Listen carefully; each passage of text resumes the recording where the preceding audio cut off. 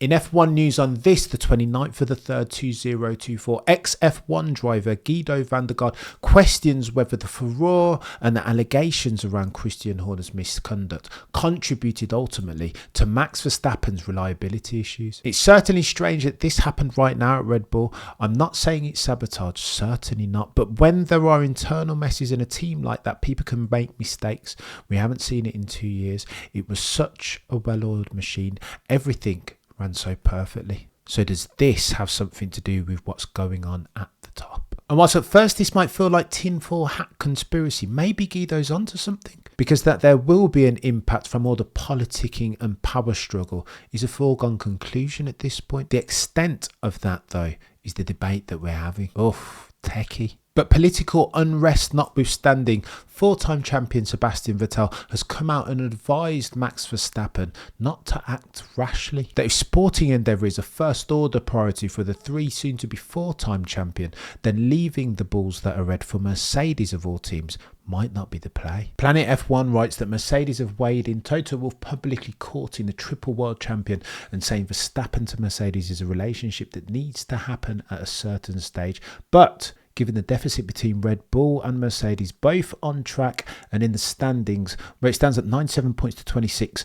Red Bull's first world champion Vettel sees no reason for Verstappen to leave Red Bull. The four-time world champion said, there is of course a lot of unrest at Red Bull at the moment, but I think from a sporting perspective, there is currently no reason for him to think about anything else. Oof. Preach, Seb, because that's a man talking from experience. Lest we forget that once upon a time, one Sebastian Vettel in an Adrian Newey designed Red Bull was damn near unbeatable. Oh, indeed, between Max and Seb there are parallels. Soon thereafter, however, Seb Vettel left for Ferrari. His career would never reach the same peaks. The German would never win another WC. Oof. The success you have in a career, some say, is a function of the quality and timing of the decisions that you make. And speaking of quality of decisions, one Fernando Alonso is back in the spotlight as the Spaniard continues to put himself in the shop window, talking about his position of power as the only uncontracted world champion currently on the grid. And in the latest round of Alonso's contractual brake testing, the race reports that Alonso said, F1 for me was not a priority.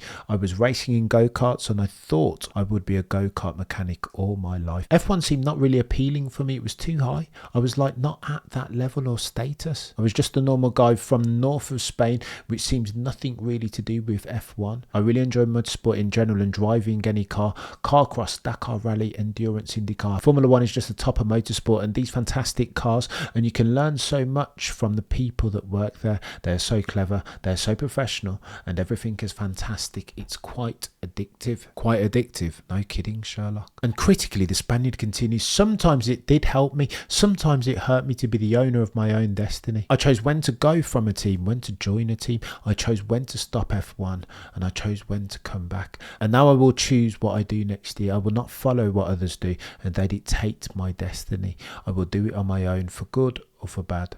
It's the way that I am. Oof, the levels of contractual brake testing on display here. Speaking of which, one Fernando Alonso's non-brake test on George Russell may have limited, no restricted his options for 2025. Because if fostering the poor of one Toto Wolff, the ultimate decision maker in this was Fernando's goal, then he wouldn't have been too pleased at Nando's non-brake test. And nor would one King George Russell, by the way.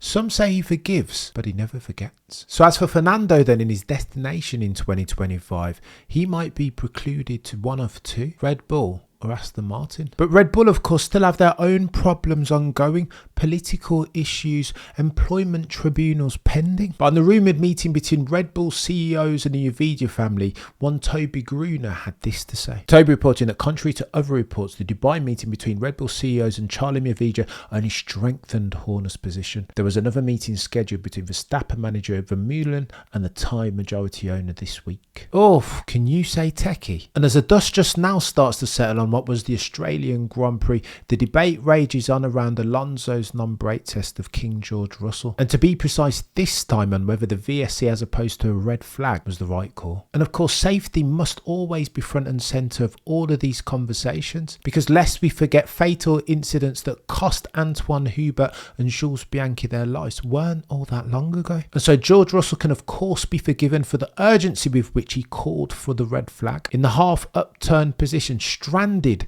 on track with the onrushing Lance Stroll. Indeed, King George Russell's life was in danger. Imminent danger then notwithstanding, Bernie Collins, ex-Aston Martin strategist, thinks it was the right call not to deploy red flags. Bernie saying, I think it was the right call. We just started the final lap at this point, so the leaders had just crossed the line. If you red flag it then, effectively the leader comes into the pits and that's it. I think the problem here, continues Bernie, is not whether it's a virtual safety car or a red flag. The main priority is to neutralise it, to slow everybody down and to make sure they are aware that there has been an incident. I feel like if there is literally a car in the middle of the track halfway upside down, there needs to be someone looking at onboard and goes bam, VSC. That is protocol. I think that's the more important thing. And you know what I think? I think Bernie Collins has nailed it, because 8 seconds in F1 can be the difference between life and death. Slow movers' disadvantage isn't something we can afford to absorb. FIA, please, for the sake of everyone concerned, sort your lives out, chaps. And as if we needed further proof of the urgency of the circumstance, the onboard of Lance Stroll oncoming has been released. His engineer all the while urging him to slow down. Go watch it. It's terrifying. Speaking of the FIA, it might be about to get very techie for the head of Mohammed Ben Sulayem, because what happens next is a magistrate known as a juge instruction. They'll conduct an investigation to decide if there is a case to be answered to. The juge d'instruction has wide-ranging powers to gather evidence and must be given access to all evidence. They may issue warrants allowing the authorities to raid offices and residences and seize evidence if those involved are not helpful. It is most unwise to try to dispose of evidence or to trust others involved to do the same. This might be the straw that broke the camel's back. The final now in Mohammed Ben Sulayem's coffin. Oh, to be sure you cross Susie Wolf at your own risk. And in his green notebook, Saward continues that F1's currently experiencing a phenomenon, a regeneration of sorts. And our man Joe calls this the Bearman effect, that on the back of the prodigy's performance at the Saudi Arabian Grand Prix, many teams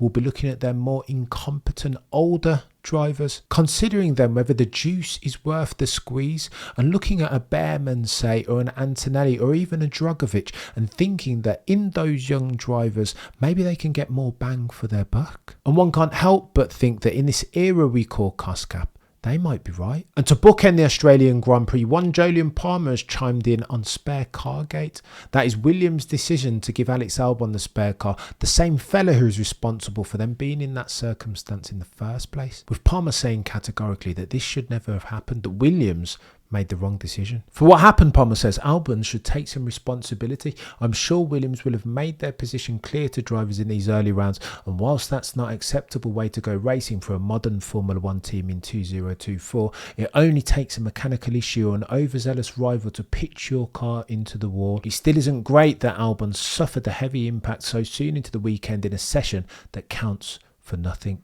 But I think that for a debatable upside, the damage on the other side of the garage was greater than any potential gain. And fair play to Jolyon. In hindsight, it absolutely wasn't the right decision and may have done more harm than good. But I mean, hindsight makes a genius out of everyone. And the legend that is Eddie Jordan, of course, had something to say on the non-brake test. For George Russell, however, it's not good reading. On the FFS podcast, Jordan says, I saw it immediately. It was semi-suspicious to the eye. But remember this, that it's Alonso's position to defend. The driver behind is always the person that has to use the initiative, because he has to balance everything in his mind that gives him the safest option. That was a big accident. That could have been horrific. But George will learn from that. I think he and most of the grid will be very aware when they come up about fighting with Alonso. And Gunther Steiner has opened up on Lewis Hamilton's decision to go to Ferrari, saying that it was the right one. Like when Hamilton made the shock switch move from McLaren to Mercedes, Steiner says that this looks like another smart decision from F1's most successful driver. It looks like he's making the right decision, Steiner told Sky Sports. He did that when he left McLaren to go to Mercedes, so maybe